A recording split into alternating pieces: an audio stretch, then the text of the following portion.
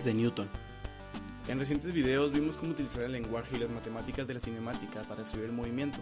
Sin embargo, ¿qué ocasiona que los cuerpos se muevan como lo hacen?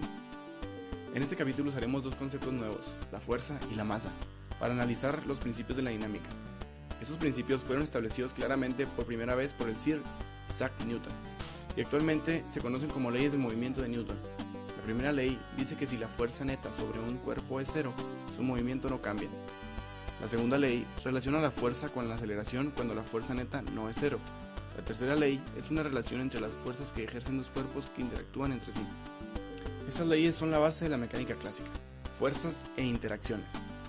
En el lenguaje cotidiano, fuerza es un empujón o un tirón. Una definición más adecuada es que una fuerza es una interacción entre dos cuerpos o entre un cuerpo y su entorno. La fuerza es una cantidad vectorial, podemos empujar un cuerpo o tirar de él en diferentes direcciones. Cuando una fuerza implica contacto directo entre dos cuerpos, como un empujón o un tirón que se ejerce con la mano sobre un objeto, la llamamos fuerza de contacto. La fuerza normal es ejercida sobre un cuerpo por cualquier superficie con la que esté en contacto.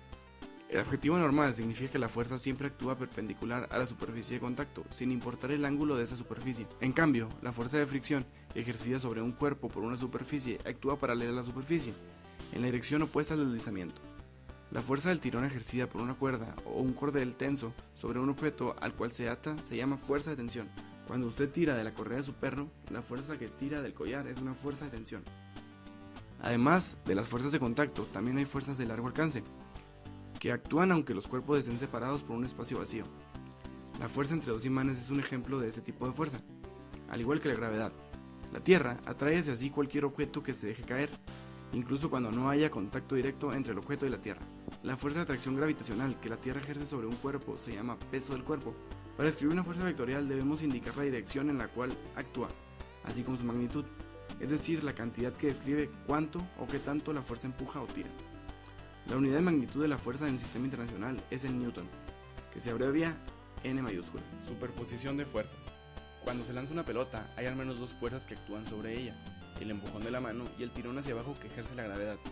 Los experimentos muestran que si dos fuerzas actúan al mismo tiempo en el mismo punto de un cuerpo, el efecto sobre el movimiento del cuerpo es el mismo que el de una sola fuerza, igual a la suma vectorial de las fuerzas originales. En general, el efecto de cualquier cantidad de fuerzas aplicadas a un punto de un cuerpo es el mismo que el de una sola fuerza, igual a la suma vectorial de las fuerzas. Este valioso principio se conoce como superposición de fuerzas. ¿Cómo afectan el movimiento de un cuerpo las fuerzas que actúan sobre él? Para contestar esta pregunta, consideremos primero qué sucede cuando la fuerza neta sobre un cuerpo es cero. Sin duda, estamos de acuerdo en que si un cuerpo se encuentra en reposo y ninguna fuerza actúa sobre él, el cuerpo permanece en reposo. Pero, ¿qué sucedería si la fuerza neta es cero y actúa sobre un cuerpo en movimiento? Para saber qué pasa en este caso, suponga que usted desliza un disco de hockey sobre una mesa horizontal, aplicándole una fuerza horizontal con la mano. Cuando usted deja de empujar, el disco no sigue moviéndose indefinidamente, se frena y se detiene. Para mantenerlo en movimiento hay que seguir empujándolo. Imagine ahora que usted empuja el disco en una superficie de hielo liso. Al dejar de empujar el disco, se desliza mucho más lejos antes de detenerse. Ponga el disco y empújelo en una mesa de hockey de aire, donde flota sobre un delgado cojín de aire, y llegará aún más lejos en cada caso. Lo que frena el disco es la fricción, una interacción entre la superficie inferior del disco y la superficie sobre la que se desliza. Cada superficie ejerce una fuerza de fricción sobre el disco, la cual se resiste a su movimiento. La diferencia entre los tres casos es la magnitud de la fuerza de fricción. El hielo ejerce menos fricción que la superficie de la mesa, y el disco viaja más lejos. Las moléculas de gas de la mesa de hockey son las que menos fricción ejercen.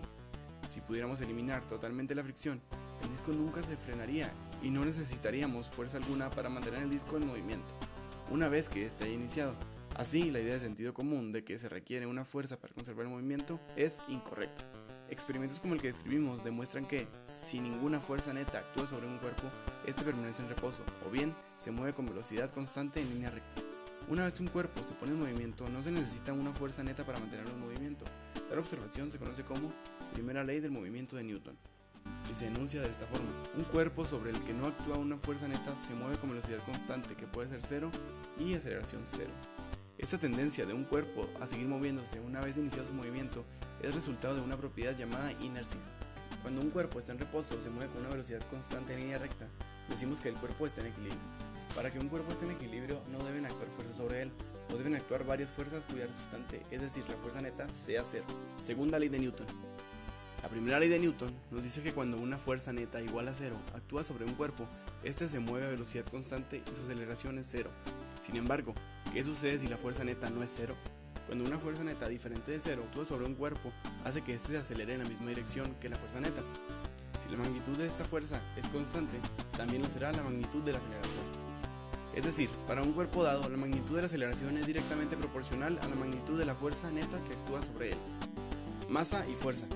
Nuestros resultados indican que para un cuerpo dado, la razón de la magnitud de la fuerza neta y la magnitud de la aceleración es constante, sin importar la magnitud de la fuerza neta. Llamamos a esto masa inercial o simplemente masa del cuerpo y le indicamos con m, es decir, masa es igual a fuerza entre aceleración, o bien fuerza es igual a masa por aceleración, o bien aceleración es igual a fuerza entre masa. La masa es una medida cuantitativa de la inercia. La última de las ecuaciones indica que cuanto mayor sea su masa, más se resiste un cuerpo a ser acelerado. Un ejemplo cotidiano de esto puede ser que para acelerar un camión se necesita una cantidad de fuerza mucho mayor a la que se necesita para acelerar una bicicleta. La unidad de masa en el sistema internacional es el kilogramo. En conclusión, la segunda ley del movimiento de Newton se enuncia de la siguiente manera. Si una fuerza externa neta actúa sobre un cuerpo, este se acelera. La dirección de la aceleración es la misma que la de la fuerza neta. El vector de fuerza neta es igual al de la masa del cuerpo multiplicada por su aceleración. Resolución de problemas.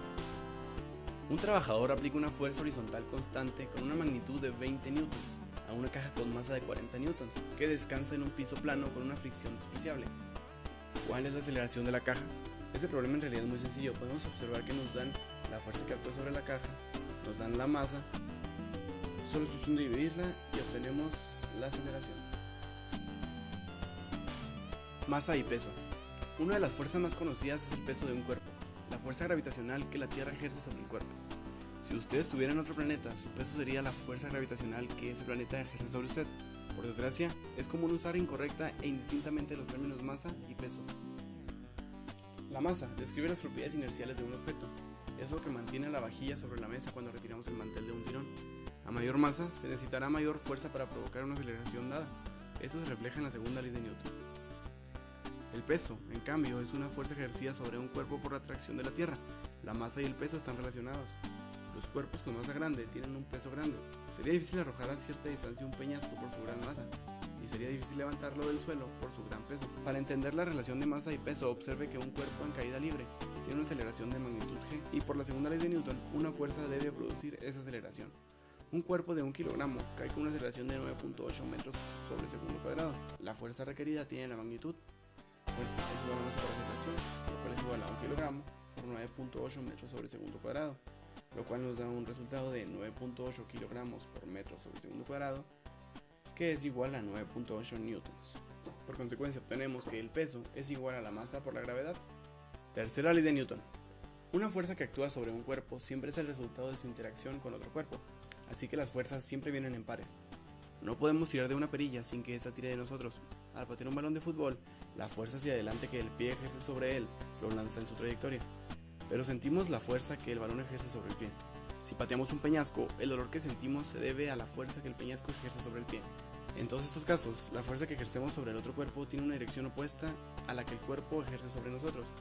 Los experimentos indican que al interactuar dos cuerpos, las fuerzas que ejercen mutuamente son iguales en magnitud y opuestas en dirección. Esta es la tercera ley del movimiento de Newton, y se enuncia de la siguiente manera.